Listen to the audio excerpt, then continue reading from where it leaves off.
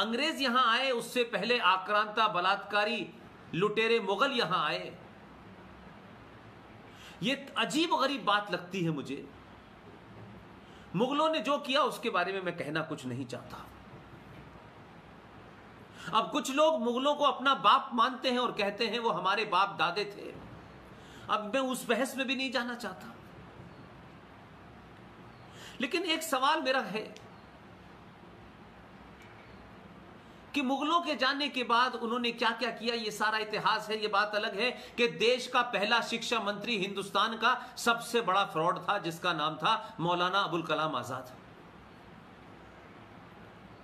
फिर उसमें शिक्षा मंत्री बने फखरुद्दीन अली अहमद, एनसी छागला। फिर उसमें एक और बने जो एक हिंदुस्तान में बड़ी यूनिवर्सिटी है जिसका नाम अलीगढ़ मुस्लिम यूनिवर्सिटी है। उस यूनिवर्सिटी में वो पढ़ाते थे, वो भी इस देश के शिक्षा मंत्री बने। उनका नाम था प्रोफेसर नूरुल हसन। 5 मुसलमान शिक्षा मंत्री बनने के बाद कहा जाता है मुसलमान पिछड़ा है। अलीगढ़ यूनिवर्सिटी बनने और जामिया बनने के बाद तब भी मुसलमान पिछड़ा है। लेकिन ये जो विश्वविद्यालय बने, इन्होंने किया क्या? अलीगढ़ मुस्लिम विश्वविद्यालय वो जगह है जहां से भारत विभाजन का बीज बोया गया। ये वो जगह है जहां से बहुत सारे मुसलमान पाकिस्तान गए, वहां के प्रधानमंत्री बने, जनरल बने, कर्नल बने। लेकिन मेरा सवाल यह नहीं है, मेरा सवाल यह है कि आज 70 सालों के बाद भारतीय समाज में जो सनातनी समाज है, उसने अपने सब कुछ आदर्श छोड़ दिए, अपने मूल्य छोड़ दिए। उस सब के बावजूद भी आज इस देश में सनातन होना शर्म की बात है। सनातन होना इस देश के लिए खतरे की बात है। सनातनी होगा तो देश को खतरा होगा, और जिहादी होगा तो इस देश का सेकुलरिज्म मजबूत होगा। लेकिन जो सही बात को सही कहने की हिम्मत रखते हैं, वो इस समाज में जगह नहीं पाते, और उन्हें हिंदू लीडर भी जगह नहीं देते, उन्हें हिंदू संगठन भी जगह नहीं देते। मुझे कभी कभी लगता है राजनीति अपनी तरफ है। मैं राजनीति पर टीका टिप्पणी सिर्फ इतना ही करता हूं कि जब राजनीतिक दल सत्ता में आते हैं और सत्ता में बैठ जाते हैं, तो फिर मैं सिर्फ इतना ही जानना चाहता हूं कि राष्ट्र को बचाने के लिए अगर उन्होंने कोई काम किया है तो उनकी तारीफ होनी चाहिए, और राष्ट्र को गर्त में ले जाने के लिए कोई काम किया है और तथ्यों पर कोई साबित कर सकता है तो उनकी मुखालफत होनी चाहिए।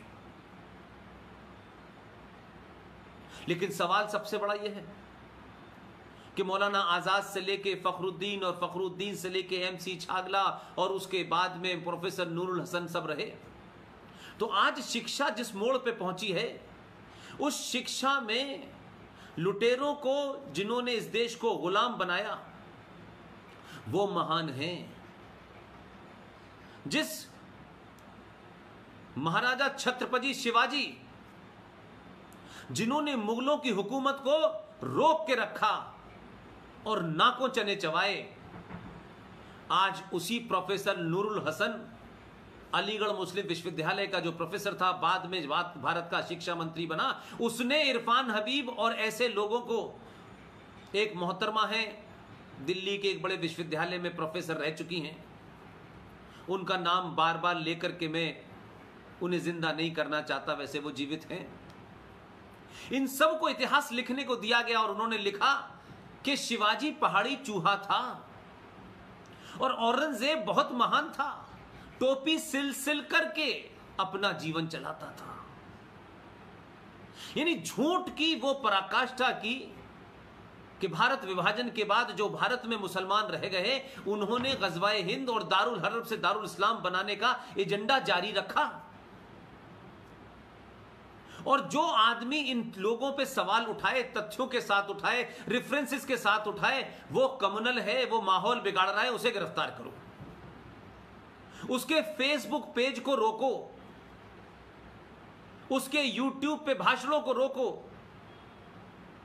और जो खुलेआम भारत को चुनौती दें शिक्षा संस्थानों में भारत को तोड़ने की बात कहें, इस देश के खिलाफ जंग का ऐलान करें, किसी कानून के विरोध को करते करते वो ये कहें कि हमें चाहिए जिन्ना वाली आजादी। जिस अलीगढ़ यूनिवर्सिटी को पाल पोस कर बना किया है, यह बात अलग है कि मेरी पैदाइश वहीं की है, वहीं से मैंने तालीम ली है। उसमें कहा जाए हिंदुओं की कब्र बनेगी एएमयू में, ऐसे कहने वाले इस देश में सेकुलर हैं, लिबरल हैं, और माइनॉरिटी के नाम पर इनके ऊपर सवाल उठाना इस देश की माइनॉरिटी के खिलाफ बोलना है। उनके खिलाफ आप नैरेटिव क्रिएट कर रहे हैं, उनको आप तकलीफ पहुंचा रहे हैं, तब उनको इस देश में दमादों की तरह पाला जाता है। भारत एक ऐसी मां है जिस मां के बच्चे कमाएं, इनकम टैक्स दें, इस देश के सारे संसाधनों में अपना सहयोग करें, वो माएं अपने बच्चों को फौज में भेजें, उन तमाम सब के बाद इस देश में 30 करोड़ लोग भारत के दामाद की तरह रहते हैं और उसी तरह बात करते हैं। उनकी नाजायज मांग मानेंगे, नहीं मानी तो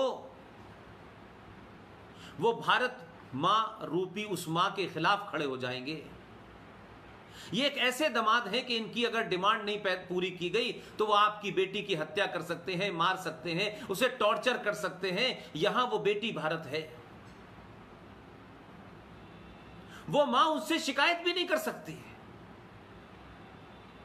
इसलिए कुछ लोगों को लगता है उनका काम है भारत के संसाधनों पे पलना, भारत की जीडीपी में कोई कंट्रीब्यूशन नहीं, भारत की फौज में कोई कंट्रीब्यूशन नहीं, भारत की इकोनॉमी में कोई कंट्रीब्यूशन नहीं। वो भारत के ऊपर उस दामाद की तरह है जो कुछ करता नहीं है लेकिन चाहिए उसे सब कुछ। और जहां जहां ये मेजॉरिटी में होते हैं वहां न भारत का संविधान चलता है, न भारत की पुलिस चलती है, न फौज की चलती है, न संविधान की चलती है, न संसद की चलती है। लेकिन जहां मेजॉरिटी में नहीं होते, जहां 5% होते हैं, वहां सेकुलरिज्म चाहिए, वहां हिंदू मुस्लिम सिख ईसाई भाई भाई का नारा झूठा गढ़ा जाएगा, वहां गंगा जमुना तहजीब के नाम पे फ्रॉड किया जाएगा। यही वजह है कि इस देश में जम्मू कश्मीर में एक सरकार थी, एक महबूबा की, उस सत्ता ने इस तरीके का माहौल बनाया कि कठुआ नाम की जगह पर एक रेप की घटना मनगढ़ंत की गई और जम्मू के हिंदुओं को बदनाम करने के लिए एक मंदिर में एक रेप की कहानी गढ़ी गई। ये मैं रेफरेंस में ले रहा हूं, आज सब कुछ सामने है। तो कठुआ में होने वाला तथाकथित मंदिर के अंदर रेप, वो रेप यूएनओ तक चला गया, वो देश के इलेक्शंस में इस्तेमाल हो गया, दुनिया भर में हाय तौबा मच गई, लोग गिरफ्तार भी हो गए, झूठे तौर पे करना पड़ा क्योंकि अपीजमेंट करना था। लेकिन इसी हिंदुस्तान में 4 दिन पहले की घटना है कि बिहार के अंदर मुसलमानों ने कोई मस्जिद बनाई और वो मस्जिद फले फूले, इसके लिए राहुल जायसवाल नाम के एक लड़के की खुलेआम बलि दे दी गई। लेकिन पहले तो उसको हशप करने की कोशिश की गई। सही क्या है, गलत क्या है, बगैर जाने कठुआ का रेप हो चुका, गिरफ्तार हो चुके, मंदिर में भी दिखा दिया गया और आनन फानन में लोग गिरफ्तार भी कर लिए गए। लेकिन मस्जिद में बलि अगर चढ़ा दी गई है राहुल जायसवाल की, इसकी चर्चा करना फेसबुक को बुरा लगता है। उनको लगता है ये उनके कम्युनिटी रूल के खिलाफ है। तो कम्युनिटी रूल के खिलाफ जाने से जाएंगे जिहादी और वहां शिकायत करेंगे और उस पे से आपका वीडियो हटा दिया जाएगा। तो ये इस देश में एक परंपरा हो गई है, क्योंकि हम उस तरीके की प्रतिक्रिया नहीं देते हैं। हम हजारों साल के सनातन की संस्कृति का जो डीएनए हमारे अंदर है, हम उससे बाहर निकलना नहीं चाहते हैं। हम एक सभ्य समाज की तरह बात करते हैं। लेकिन मैं बार बार कह रहा हूं, सभ्य समाज जब रह सकता है जब पूरे लोग सभ्य हों। संविधान पुलिस वही सभ्य तरीके से काम कर सकती है जब समाज सभ्य हो, पढ़ा लिखा हो।